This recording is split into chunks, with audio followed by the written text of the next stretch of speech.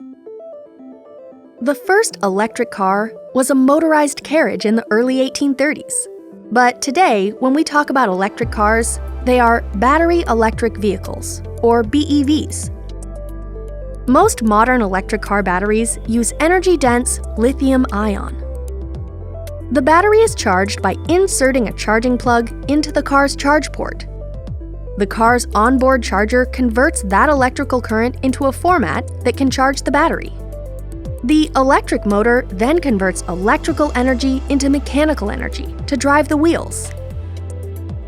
Some of the biggest advantages of EV ownership are lower maintenance costs, no oil changes, no transmission rebuilds, and reduced wear and tear on the braking system.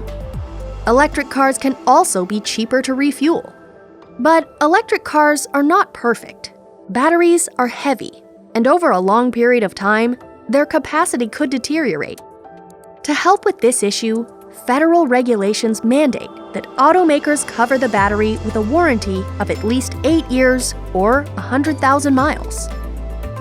Electric cars generally have higher suggested retail prices than most gasoline vehicles. However, financial incentives from the government can lower their total cost.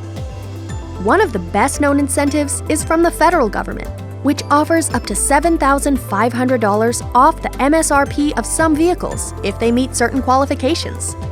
You can research available incentives using the GreenCars incentive tool, or ask your sales associate. Thanks for watching. Be sure to subscribe to our YouTube channel to get recommendations for other useful content on green cars and how they can work best for you.